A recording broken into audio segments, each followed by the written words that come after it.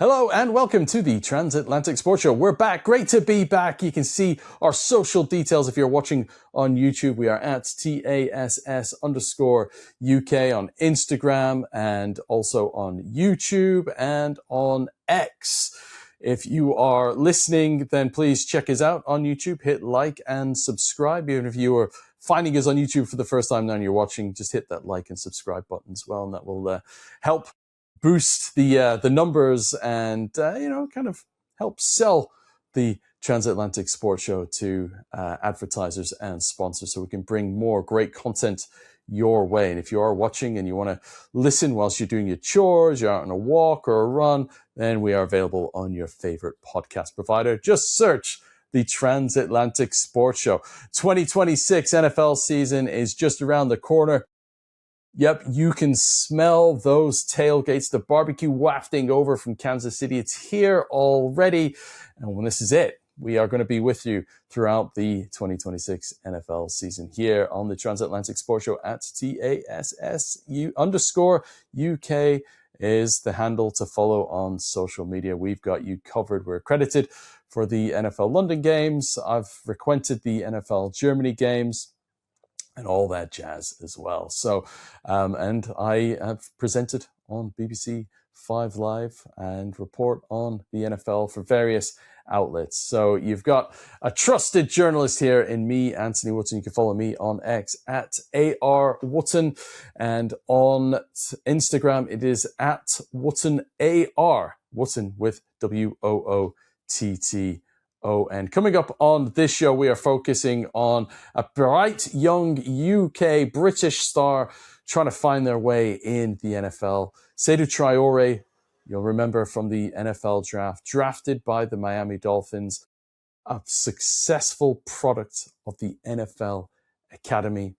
He played his first preseason game against the Washington Commanders on Friday night. The Dolphins lost 20 points to 7, but it's preseason.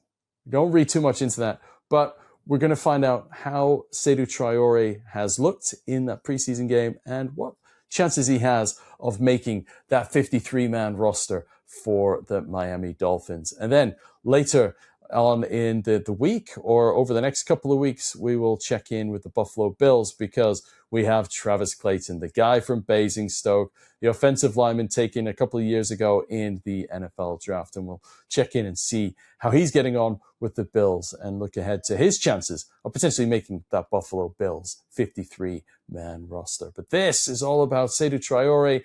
The Miami Dolphins is all change in South Florida. So let's check in with our special guest now, shall we? And I'm delighted to say that we're joined by Sumeet Jena, reporter and superfan for the Miami Dolphins. It's all change in Miami, another transition period for Dolphins fans. As things were looking up back in 2023, I think it was, when Mike McDaniel took over and they had that electric start to life under his stewardship. Things kind of went south last year, and now they've got a new head coach. Tua Tagovailoa is out of town, but they have an exciting British prospect. Whether or not he makes the 53-man roster will wait to be seen.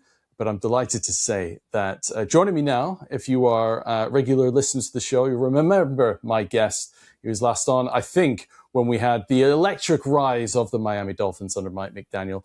That is Sumeet Jena, who is a Dolphins reporter and super fan as well. Sumeet, great to have you back on this show. And I mean, a real time for change again for your beloved Dolphins. Great to be here, Anthony. And yeah, like you said, I think being a Dolphins fan, it's changed every 3-4 years, right? Every couple of years we get a new era, new coach, new GM. So I think I'm used to it at this point. Maybe hopefully this time things will be different. But yeah, it's pretty exciting times. What makes you think or hope that things can be different this time? Because, I mean, just look at the start that the Dolphins made under Mike McDaniel. I remember talking to you on this podcast and you were raving about him, and rightly so. They were breaking records, scoring 70 points against the Denver Broncos, looking unstoppable, unbeatable.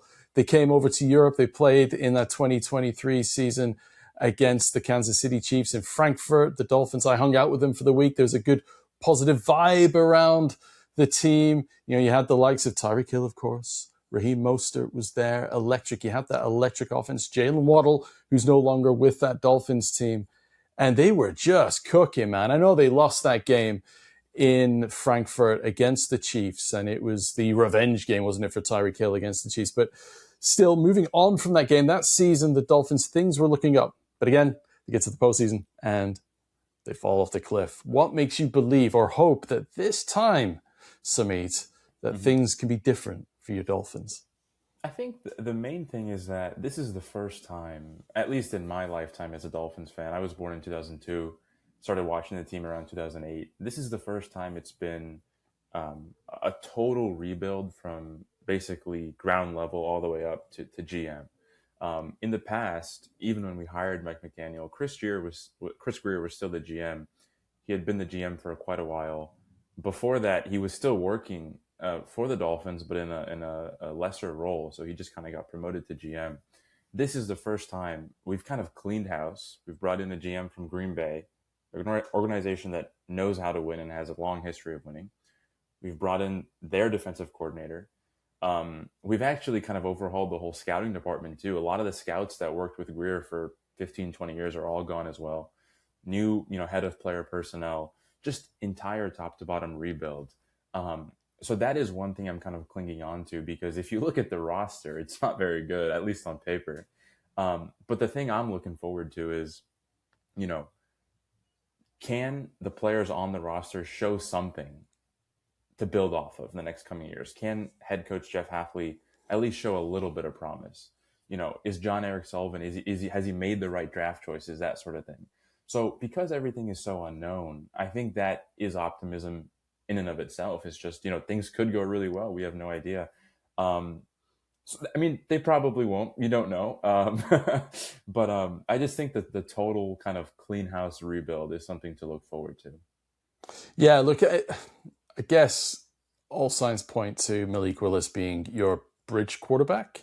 I mean, he impressed when called upon for the Green Bay Packers over the past couple of years. And there's a reason why he's been paid the money that he's received to be the starting quarterback for the Miami Dolphins. But looking at your roster, like you said, if things continue to go south and you are looking towards next year's draft and there's a young Manning available in the draft, I'm not going to say, they're going to be tanking for him just like they tanked for Tua all those years ago. But it does appear that Malik Willis may be that bridge quarterback. And Jalen Waddle is gone now. But we are speaking the day after the first preseason game for the Miami Dolphins. Yes, they lost 20 points to 7 to the Washington Commanders, but they played most of their backups, the second team and the third stringers, against the Washington Commanders. But the first offensive drive was promising, was it not, for Dolphins fans? Devon Achane, by the way, if you are about to have your fantasy football draft, the amount of work that he got in that opening drive, you kind of want to draft him in your fantasy football leagues. But it's still, they scored a touchdown.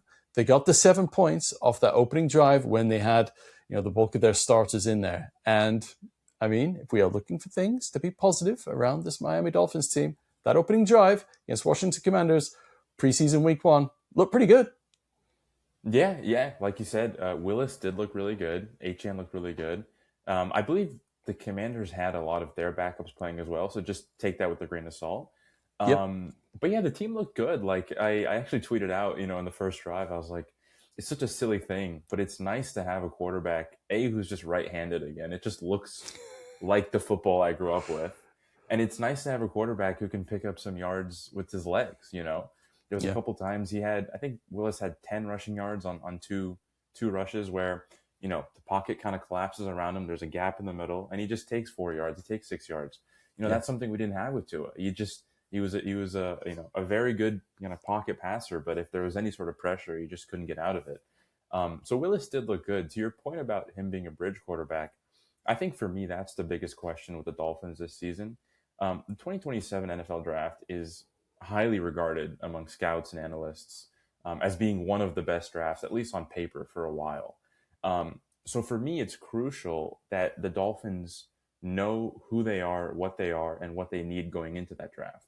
So regardless of what the team's record is this year, the two questions I want answered is Malik Willis a bridge quarterback, like you said, or is he the guy? Because if he's the guy, and the Dolphins end up picking second, let's say, they could trade back. They could get a lot of picks because there's going to be a team that wants to trade up. But if he's not the guy, if you have any semblance of doubt that he isn't the guy, then you need to, do your homework on these quarterbacks, whether it be Arch Manning, whether it be Dante Moore out of Oregon, right? So that's the big question for me. If we go, 2-15, but Malik Willis looks like a stud, I'm happy with that. I mean, we know Malik Willis is a guy. If we win 6 games, but Malik Willis is, 50-50, you kind of have to address him as a bridge quarterback, right? So that's the biggest question for me is, but that's the thing to look forward to as well, is getting an answer really on Willis. I think we will have one at the end of the season. Like you said, we don't have Jalen Waddle anymore. Tyreek Hill has obviously left the team. I think there's enough help around him to at least come to an accurate conclusion on the level of player he is. The offensive line should be much better this year on paper. The receivers are basically all rookies, the tight ends as well. But there's enough talent there, I think, for Willis to at least show some semblance of, I'm the guy. So that's something I think to look out for this season. Something for UK fans to look out for from the Dolphins this preseason, at least, is Seydou Traore, the tight end, an NFL Academy success story. He was one of the inaugural inductees into that NFL Academy back in 2019. He was, we'll talk about soccer. Something because I know your love of soccer and all things blue, Chelsea blue, that being. But, you can see in the background here, I was at the World Cup semi-final, not England, but the Spain-France semi-final covering, and I got my cup, my limited collector's edition cup. We'll talk about, the other football in due course. But, Seydou Traore, he was a goalkeeper, but he discovered American football at a relatively late age. I think he was well into his teens when he discovered it. But it's a great success story and one that we're going to be monitoring throughout the preseason. He did play. He did get on the field the other night against the Washington Commanders.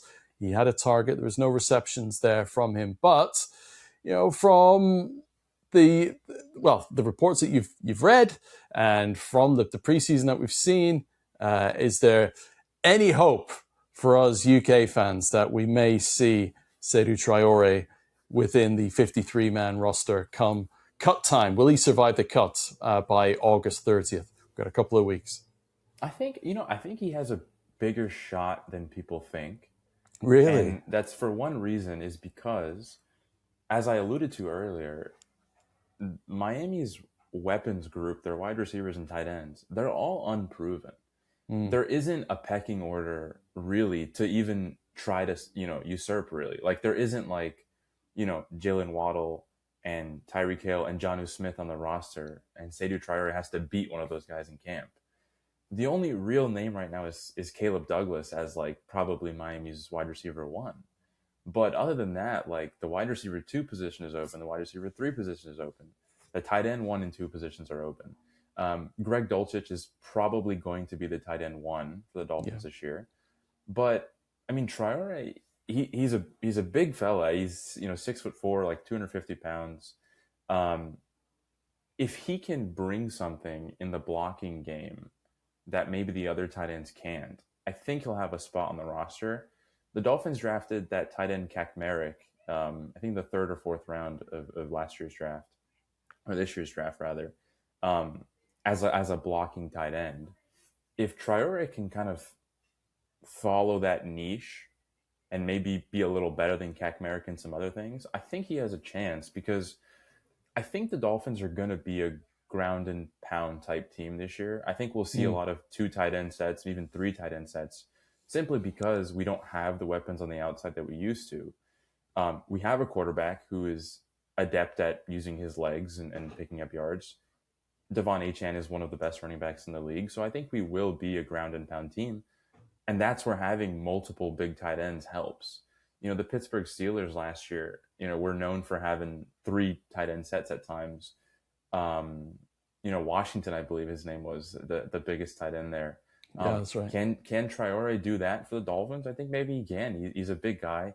I'm sort of rooting for him as well because he went to Clearwater Academy in Florida, which is about 45 minutes away from where I live now.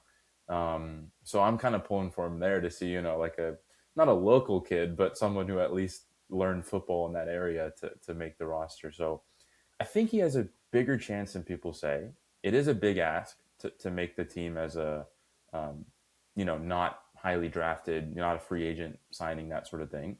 But I think he has a bigger chance than people say, or than people think, rather. Yeah, you know what you say it's a big ask, but he has had to punch, hasn't he, his Yeah. way to get to where he is now. He came into it at an older age, and you think about all those prospects. There's a very, very, very minute percentage of players who actually make it into the NFL, and the fact that he made the NFL draft and was drafted by an NFL team just shows what he's done and the achievement that he's managed to get so far, because he was up against kids. I've got a trophy here. I played Pop Warner football way back in the 80s when I was living in Canada. So he's up against kids his same age who have grown up playing Pop Warner football, junior high football, high school football, college football, and the fact that he's overtaken so many of those to get where he is just shows the fighting spirit. And if you got that heart and that spirit, it's going to take you a long way, man. Yeah, definitely. And I think in training camp, that's where that sort of effort, that sort of heart stands out. And I think, Jeff Hafley, the new head coach, I think he values determination and effort a lot. You see it in his interviews, you see it in his press conferences. He talks about, how you do every play, how you do one play is how you're going to do on every play. The effort you give on, the 10th play of a scrimmage in practice is how you're going to play in week 1 of the NFL season, that sort of thing, right? If Traore has that effort, why not? I mean, again, like I was saying, like, there's no really solid depth chart right now. It's really fluid. I think a lot of players can move up and down. And why not Traore? Why not? I think it'd be a great story. Absolutely, man. Yeah, you mentioned Jeff Hafley there. Are you pleased with the head coach hiring this offseason by the Dolphins? I'll be honest. He was not my first or second choice. He was pretty far down the pecking list of the head coaches I wanted. Jesse Minter was pretty high on my list as a new head coach. But I will say he has impressed me a lot with the things he's said so far, which is kind of a cliche. I mean, I think most fans will say that when they hire a new coach. It feels like a breath of fresh air, but it really does. He says the right things in press conferences. I think he understands that this is a team in rebuild. I personally liked Mike McDaniel as head coach, but there were times where I felt like he did not take the job as seriously as he probably should have at times. I think the kind of goofy, humorous, witty attitude works when the team is doing really well, which they were in his first couple of years. When things turn a bit sour, I don't know if fans and players respond to that as well. I think Hafley, having been a head coach for Boston College a couple of years, understands the kind of CEO leader mentality you have to have as a head coach. So he's impressed me in that regard. We'll see what he does on his side of the ball. I think the way I kind of grade head coaches is, are you getting your side of the ball right? If you are an offensive coordinator by trade, does the offense look good, right? So Hafley is a defensive guy. So if we have some problems on offense, I'm not necessarily going to hold it against him in year 1, but I just want to see, does the defense play well? Do they play hard? Do they have a lot of penalties, right? That sort of thing. I think back to when Brian Flores was first hired by the Dolphins in 2019. The Dolphins were in a similar position that they are now, not a very talented roster. But the thing I liked about Flores, at least at the time, was that they played very cleaned up and buttoned up on defense. They played really, really hard. They made intelligent plays, and they only won 5 games that year, but they were in most of the games. Most of the games were a dogfight. They were not getting blown out by 3-4 scores. The scores would be like 17-24, something like that. If Hafley can do that for the Dolphins this year, I'll be pleased with them. So far, I have been pleasantly surprised by him. But, it's very, very early, so we'll see what happens. Yeah, and you mentioned there about the offensive coordinator, and I said at the top of the show, Bobby Slowik has been brought in as the OC, and he's got a track record, and a proven track record of working successfully with quarterbacks, especially young quarterbacks. So whether or not, there's one eye on next year, let's get through this season and see how things are and who they draft. But if, Malik Willis is successful, he's going to be successful because he's working hand in hand with his offensive coordinator, Bobby Slowik. But Slowik, like, you look at the success with CJ Stroud, especially his rookie year, and look, he was offensive rookie of the year, wasn't he, in his rookie season? And as I mentioned as well, the success that he had with a very young and up-and-coming Brock Purdy at the San Francisco 49ers. So, he's worked with Kyle Shanahan. He's part of that Shanahan tree as well. So from an offensive standpoint, again, there's room there to be optimistic if things can click well for Bobby Slowik, Malik Willis, and this Dolphins offense. Yeah, Slowik is someone that I think is probably a bit underrated these days as an offensive coordinator, simply because of how his tenure ended in Houston. Yeah. I think he probably got the lion's share of the blame for how Stroud performed that year. But I think now that he's left and Stroud had another down year, I think people are starting to maybe give him some credit for Stroud's rookie year. I think he's, like you said, he comes from that Shanahan, McDaniel, West Coast offense coaching tree. So I think there is a lot of promise with him and what he can do with Willis. And if not Willis, what he can do with maybe Manning or Moore next year. So I'm looking forward to him.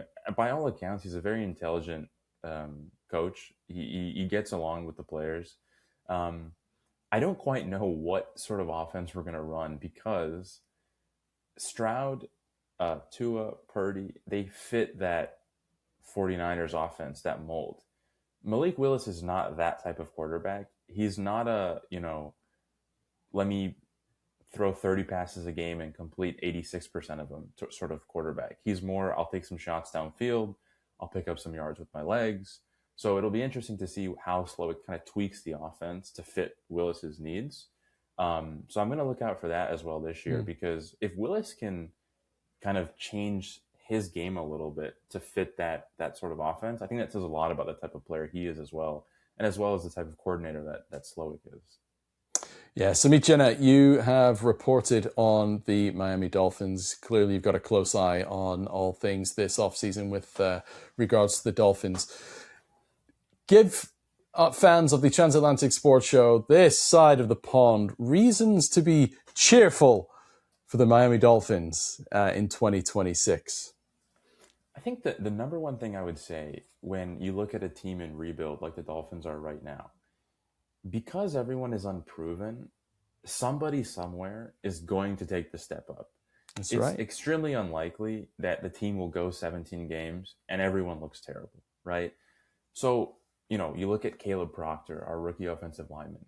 Can he finally be the added piece we needed on the offensive line? I looked at a stat the other day. The Dolphins haven't had an offensive line ranked better than 25th for like 15 years now. Can Caden Proctor help, kind of end that streak? You look at the rookie corner, Chris Johnson, who had a good pass breakup in the second quarter of the preseason game there. Can he become a shutdown corner? Jeff Hafley, it comes from a defensive back secondary background, right? Caleb Douglas, the wide receiver, can he be a true wide receiver one? Because the team is so unproven, everyone is young, there's reason to be optimistic because somebody is going to make the step up. And whoever that guy is, he's going to become a fan favorite immediately. Because right now we don't have many fan favorites. It's really just Devon Achane is really the guy everyone's, pulling for. If you go to a game, the only jerseys you'll see are, 13 for Dan Marino and 28 for Devon Achane. That's pretty much all you'll see. So, there's a lot of room for someone to become a star, So I think that's the number one thing I would say.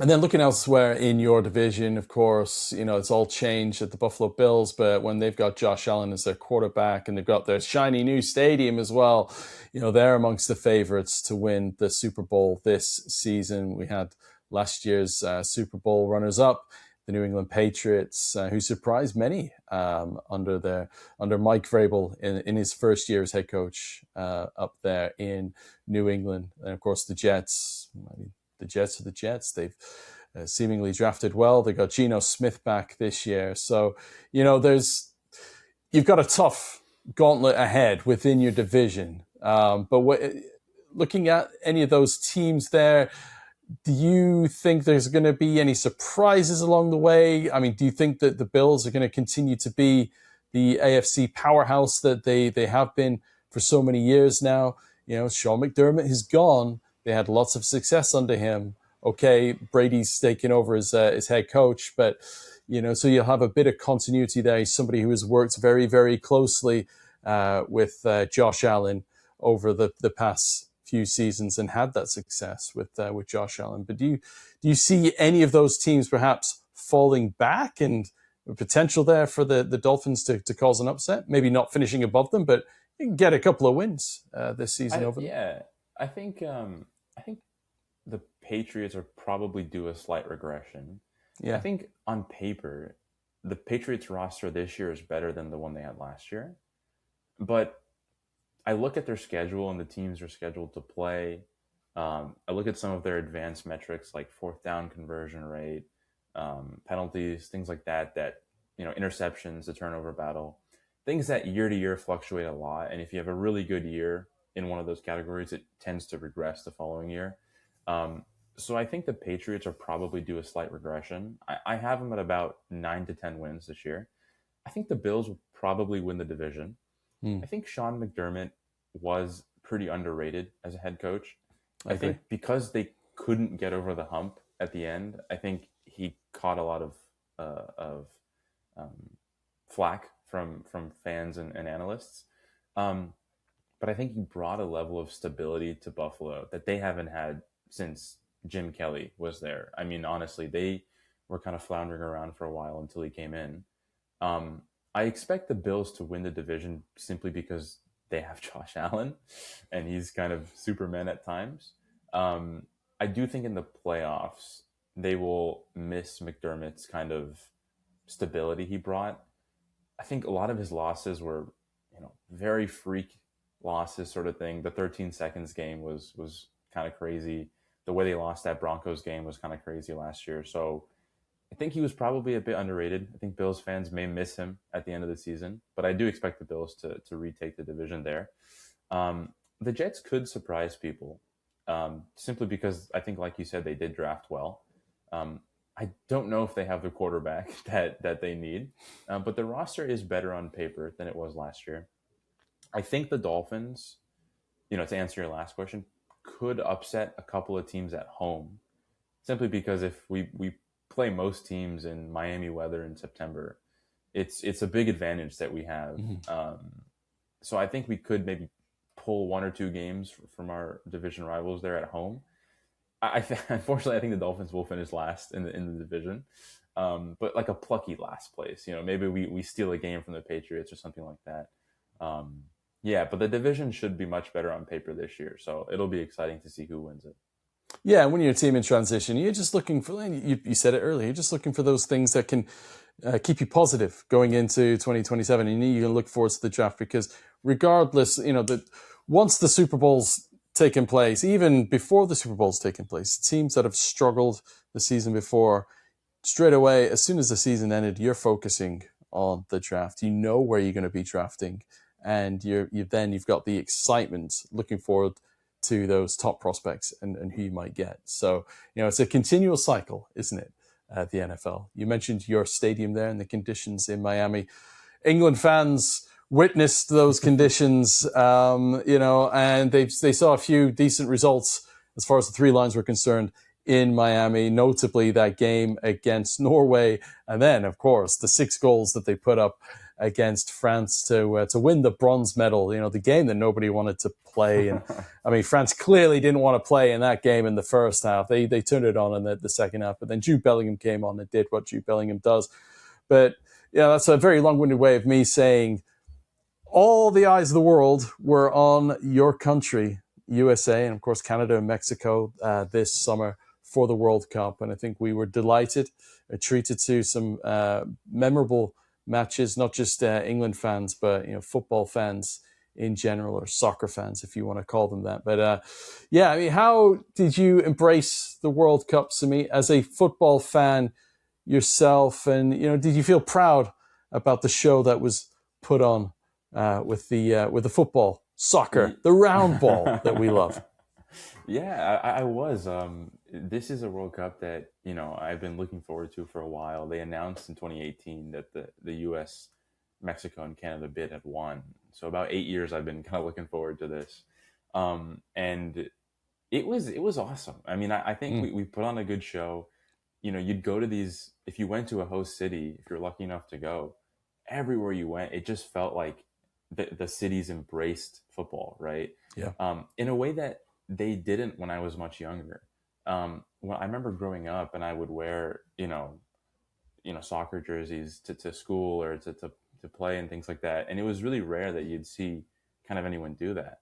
Post this World Cup, I walk around in my neighborhood and you see tons of kids in like Mbappe jerseys and Erling Haaland kits and, Yamal kits. And it's like, it's pretty cool to see not only, the show that we put on for the rest of the world along with Mexico and Canada, but the way that Americans at least have embraced, I think, football now in a way that they didn't before. I've had, friends for, 10, 12 years that they never watched football in their lives. And then following the World Cup, they text me, where do I watch the Premier League now? Like, how are you watching the games? Who's your, what team should I support? Things like that. So it's been really cool. I was lucky enough to go to a game in Atlanta. I watched the game between Uzbekistan and Congo, and just amazing atmosphere. I mean, the Congolese supporters were amazing. The Uzbekistani fans were amazing.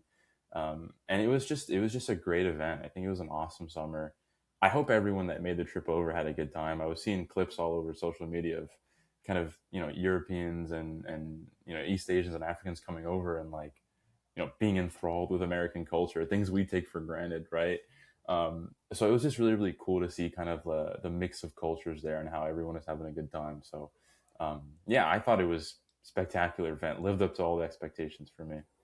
Yeah, I was very fortunate to cover the Spain team, essentially, throughout the knockout phases. I was in Dallas for the round of 16, so Ronaldo was there, and there's a real buzz, and as you'd expect, tons of Cristiano Ronaldo fans in Dallas, and Dallas in mid-July is it's just like being in an oven. But the fans embraced it; they were out in force, and then I was in LA for the quarterfinal between Spain and Belgium, and tons of Belgian fans, but it was almost like an NFL tailgate outside SoFi Stadium, but it was Belgians and Spaniards and everybody getting along, and it was just a wonderful festival of football. And then back into Dallas for France and Spain. But just even going around LA, when in my downtime, when not working and covering the teams, and go to Santa Monica or Manhattan Beach or Long Beach or Redondo Beach, or even going to the Dodgers games,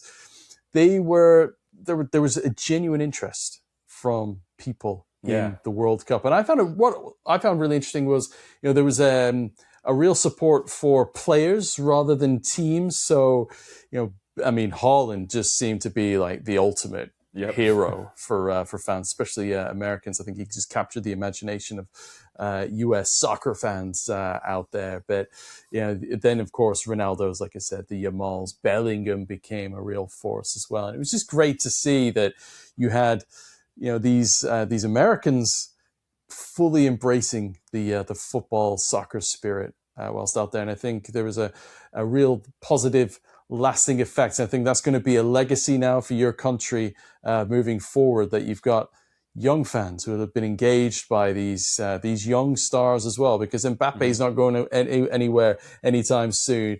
Neither is Yamal, who's still a teenager. Jude Bellingham's only 23. Haaland's, he's only young, mid-20s. So these are guys who are going to be around, and they're just going to hopefully capture the imagination and just help build the game, help drive it forward out there. You're over there in Florida. Of course, you've got Lionel Messi, who knows how long for, at Inter Miami. But what kind of impact has he had on the team? I'm wearing a Vancouver Whitecaps jersey here because after the World Cup, I went over to Canada for a holiday and took my family and showed them where I grew up. We went out to Vancouver and we saw a Whitecaps game. It was a Leagues Cup game.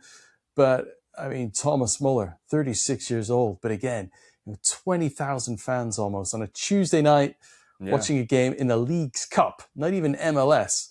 But you've got Lewandowski out there now, amongst others, household names up in Orlando. You've got Antoine Griezmann. Of course, you've got the GOAT, Lionel Messi, doing things for Inter Miami. What kind of impact has he had on the round football over there in the States? He's had a pretty big impact, as expected. I think the number one thing is he's become sort of an event that you can't miss. I think, especially in society today, I feel like we don't have as many events as we used to because we view everything through a phone and you get all the information you need. It's really rare that you can get people to go to somewhere and watch a game, to sit in front of a TV and watch whatever event for 2 hours, right? I think Messi has done that with Inter Miami and the MLS, where you feel like you can't miss out on watching him play. Like, because he's here in the US and he's probably not going to play for much longer, like you said, the demand is so high that people are like scrambling for tickets and they're like, I have to watch him play before he retires. And I think when he eventually does retire, if a portion of those fans fall in love with the beautiful game because of that, I think that's the best thing you can hope for is, people start watching football because of Messi and they continue watching much after. Right. I grew up playing, soccer and football, but I didn't really start watching until 2010-ish. I think the 2010 World Cup was like my first World Cup. And I watched Diego Forlan in that World Cup, right? Yeah. Just have an absolutely fantastic tournament. Thomas Muller, like you said, played really, really well in the German team. And obviously Spain ended up winning it. I don't follow any of those countries or teams that those guys played for, right? I was not a Bayern fan. I'm a Chelsea fan. I didn't watch Uruguay past that World Cup. I think Forlan played for Atletico Madrid at the time. That's right. I didn't, I don't grow up watching Atletico Madrid, but I fell in love with the sport because of those players, right? And I ended up watching other leagues. I think that's what the impact Messi will have. I think that's the impact he'll have is the young fans growing up that maybe will watch because of him. They may end up supporting other teams, Spanish teams, English teams, German teams, but I think they'll develop that love for the game because of Messi. Because he's Messi. The way he plays is, nobody plays like him. Nobody does it as good as he does. So I think that's the number one impact he's had. It's the biggest impact, Yeah, and you flip it to the NFL, and I think that's why Patrick Mahomes' jerseys sell well over on this side of the Atlantic because he does things that Patrick Mahomes can only do, right? And it's those stars, those goats of their sports, the LeBron Jameses out there that just capture the imagination and it engages people. So it helps, of course, grow the sport and just keeps those eyes on our respective sports. You said there you're a big Chelsea fan. My youngest son is a big Chelsea fan. So, we frequented the bridge a few times last season. All changed there as well. It's all changed for all your teams, Sumeet. But, you've got Xavi Alonso, man, and he trumped the mighty Bayern Munich when he was in charge of Bayer Leverkusen, that undefeated season, nearly went undefeated in every competition, fell short in the European Cup, the Europa League final, I think it was, wasn't it? But they lost in that final, but could have gone unbeaten in every competition that season. But it just shows the caliber of the man. Yep. Did one over Liverpool. I think Liverpool fell short there. They hung around with Arne Slot for too long. But Chelsea said, nope, thank you very much. Let's bring this guy in. Morgan Rogers, I've seen a time of recording today in a friendly today against Real Sociedad. Xavi Alonso's former team, Stamford Bridge. Morgan Rogers scores a goal. And I think expect big things from Cole Palmer this season. He's going to have fire in his belly because he's going to have a point to prove because he missed out on the World Cup. And if Cole Palmer's firing on all cylinders, Morgan Rogers there, I think there's a lot to be excited about for your Chelsea boys, 2026-27. There is, like you said. Obviously, we're not in any European competitions this year, so we'll really only play, 1 or 2 times a week, and barring how we do in the domestic cups. I think, like you said, Cole Palmer should have a really good year. He's been sitting at home all summer. He hasn't been playing. His fitness levels are high. He's got a point to prove. João Pedro as well didn't get called up to the Brazil squad. Yeah. Brazil probably could have used him. He's been sitting at home as well. He's done really, really well in preseason. Scored twice today in the friendly against Real Sociedad. Scored twice today. Things are exciting. I think we've made some good signings this year that we wouldn't have made in the past. I think people have made a lot of the Danny Welbeck and Jordan Henderson signings, but I think they do bring something to Chelsea in terms of just leadership and experience, not necessarily on the pitch, but off the pitch. I think that's something Chelsea struggled with last year was, at the slightest kind of turn of bad luck or difficult moment, the team would collapse, right? They would go from a promising young team to just one of the worst teams in the league very, very quickly. I think Chelsea were around fourth or fifth, in March, April, and they finished the season in 10th. They just completely collapsed. You look at the Champions League tie they had against PSG. It was 2-2 in the 80th minute at the Parc des Princes. The game finishes 5-2, and then we lose 10-2 on aggregate. I mean, that's a pretty good, I think, example of a team that clearly has quality, that can go toe-to-toe with one of the best teams in the world, if not the best team, but collapses in 10-12 minutes, right? So hopefully Xabi Alonso brings some of that like quality and experience and leadership, as well as the signings I referred to earlier. But it should be a good season. I am looking forward to it. I think Morgan Rogers is going to be a really, really good signing. I think he brings a lot in terms of just technical quality, shooting from distance. He's a goal getter, right? I think Chelsea have struggled with goals from the left wing since probably Hazard left Chelsea. So I'm really excited for him. I'm hoping him and Palmer do the double celebration together. That's right. I know they're good friends, so hopefully they pull that out at some point. But yeah, should be a good season. I'm looking forward to it. Yeah, and of course, the last time Chelsea finished 10th in the league, the season after, they went off and won it. So let's go. But this is the Transatlantic Sports Show. We talk most things gridiron and American football. But hey, the Transatlantic Sports Show, we are connecting the pond through sports. And look, they had the eyes of the world from a soccer standpoint. Football as we know it over here in the UK. So why not end with a bit of football chat? And Sumeet Jena, thank you so much for joining me. Enjoy the 8 months ahead of those early mornings, especially the 12:30 games over here. They're going to be super early for you. But hey, what's that, 7:30 in the morning? I mean, what a great way to start the day, right? You flick on the TV. If we win, it's a great start. The whole weekend's ruined. Yeah. We've all been there, man. We've all been there. But a week on Monday, you've got it 3:00 in the afternoon, your time. Nice little local derby for you against Fulham. And of course, we've got preseason for your Miami Dolphins. And hopefully we'll hook up again between now and the end of the NFL regular season. But Sumeet Jena, thank you so much for your time and joining us here today. Thanks, Anthony. Always a pleasure. My thanks to Sumeet Jena there, the reporter for the Miami Dolphins. Make sure you check him out. He's very active on X at FlameOSumeet. That is Flame, the letter O, and then Sumeet spelled Sumeet.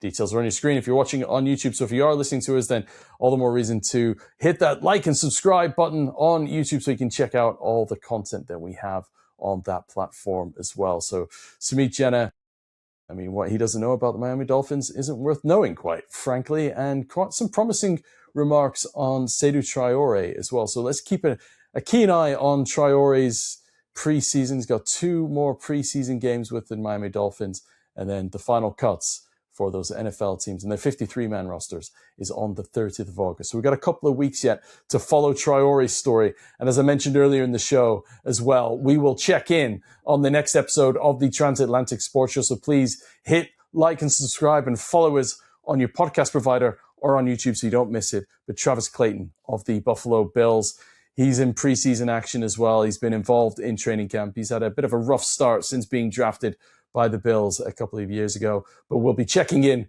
with the Bills. We've got a beat reporter up there, in Western New York. He's going to join us on the next episode of the Transatlantic Sports Show. So please follow us on your socials at TASS_UK. I'm Anthony Wootton, and until next time.